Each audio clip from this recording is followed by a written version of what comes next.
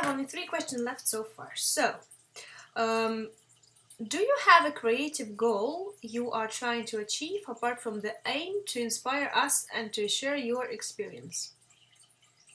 Well, I need to think about that. I put these questions out there, I didn't even read what they are. Obviously, one of my creative goals is to... I'm just going to tell you about all of my goals, honestly, so that you know what kind of person I am.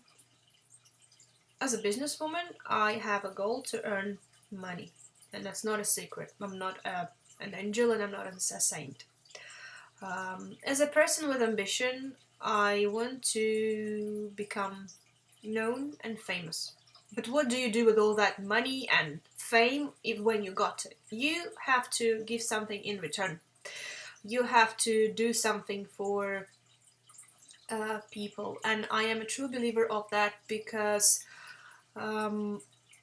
otherwise it becomes, how do I put it? If you get everything, if you get everything and you don't give anything back or everything in return, you become selfish. So that's like degrading of your character. It's like devolving, and devolving is not something I plan to. That's not my ambition. So I honestly am saying I'm not a saint, but you know, I have my flaws and I know them better than anybody else can see that or tell that. And you know, some things, of course, you can't even tell.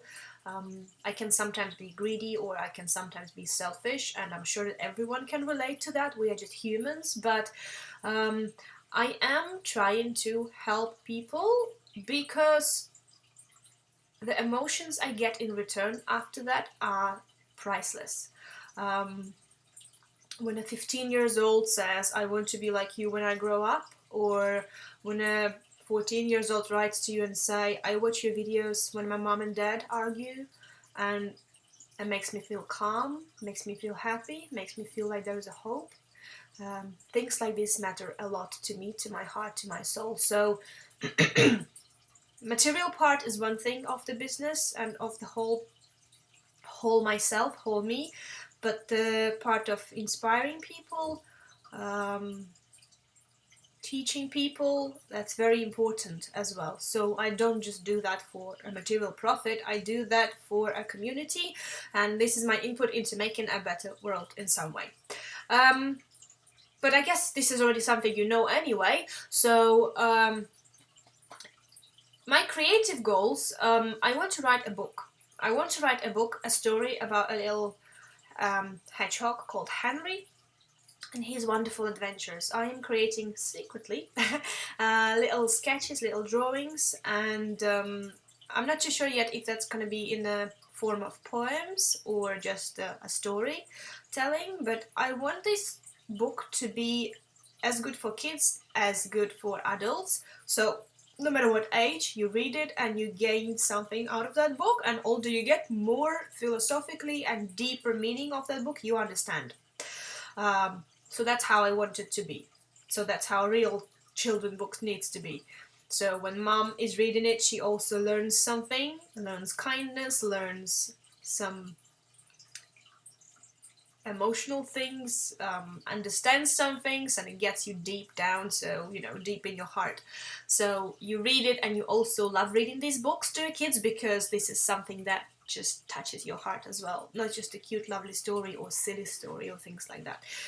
This is one. Obviously I want to continue developing my brand with my stamps, but that's not going that easy, because professional tools like this need investment, and as I said, I am a full-time artist, and when you have tools, you sell them and you live off that money. So right now I can honestly say that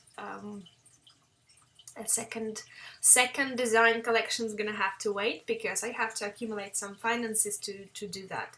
I was thinking about a Kickstarter project, but I'm not too sure. You can tell me what do you think, but I think I don't want it to be your problem. It's my own problem that I can't make that collection. So unless you want to help me, I'm not asking for help. I'm just gonna figure something out later. So that's that. I want to also release my own clay book with my tutorials or something like that, but I'm not ready for that yet. That's something as well. Next year in 2016, I want to start teaching people online like I'm doing it here, and that's actually one of the reasons why I am doing this right now, because I want to see your reaction on what do you think about videos like this. Would you be able to study from videos like this if I give you a webinar or online lecture or things like that. This is not going to be like any workshop. That's not going to be for free, but it's more beneficial because it's going to be one-to-one lecture, one-to-one session of clay work, clay studies, and you can ask questions which you can't ask if you purchase a PDF tutorial or you watch a YouTube video. So this is more personal and nice. They might be 1 hour, 2 hour sessions, I'm not too sure yet. So it's gonna be nice with a cup of tea on the table, with a bit of clay, or if you don't want to clay, you know, we might just do something like talk about other things, business or anything, whatever you want. So I'll think about it. That's another ambition, that's another project I started really to thinking about, as well as I started thinking of making live workshops in groups. Like real teachers do. This is something I was kind of always scared of, but I keep thinking about that, and if the thought repeatedly comes to my head, I start to act on that. So maybe next year I will throw out there a couple of workshops in UK. So maybe 1 day only, maybe 2 days, I'm not sure yet. I would need to find a place, I would need to find out how things work, but this is something I really feel like I want to start doing, so soon something's gonna start brewing later. That's that. 2 more questions. What size is your camera lens? A very particular question, but I'm going to answer that. My camera right now is broken, as I said, died on me, and my camera is just a simple... This one's called Canon EOS Rebel T2i, which is a Chinese equivalent to Canon EOS 550D. So it's not even the Mark series. It's a professional SLR camera, but it's not as good as the further models. This is about 5 years old. This is just a regular kit lens which comes with it, 18 to 55 millimeters. But I also use a different lens, which is here actually. It is called Sigma lens. It's a portrait lens, and it's Canon as well, Canon Sigma. And the size of that baby is, I think, 30 millimeters. So this one is a more professional lens. Even the sound of it, like I don't know how to make the sound. Yeah, so this one is good for, that's how I film my tutorials. Actually, I film with the other one, with the kit lens, but this one is used for videos like this one, if the camera would be working. Yeah, it makes this wonderful light around you, makes it look like a film. And last question, how did you start to sculpt? I think I covered that before in a previous question. So I started to sculpt from... first time I actually sculpted was obviously in kindergarten. Then something in school, but that was just plasticine a couple of times. But I remember that I liked that. I remember that, like, it was really nice. Then somewhere when I was 14, my brother sculpted a little dog from plasticine. He was 20. I was like, ooh, that's really nice. And that stuck into my head as well. And then in the very, very end of the last course in interior design course in a university I did, we had half a year of sculpting class. I didn't learn much from there, but we worked with like professional plasticine, sculpting what they do models from before they do resin models and stuff like that. We did a couple of tasks, and I learned something, of course, I guess, but what I learned mostly is that I like it. I like to work with sculpting things and stuff like that. And it synced to me for some time as well. And then when I graduated, there was a recession as well. I couldn't work anymore as interior designer because I studied and I worked at once.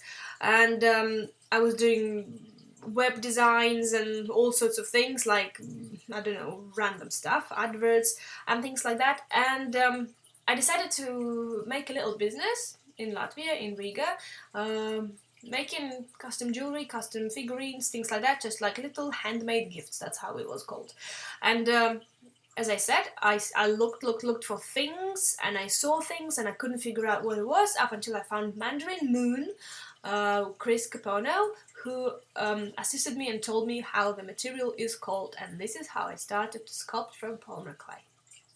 And in fact, the fact that my name is Mandarin Duck, bread name, and hers Mandarin Moon, has no, it's not a coincidence, and it's not like any one of us took that name from each other. Obviously she couldn't because she was first, but Mandarin Duck comes from a test which my mom did when I was 18.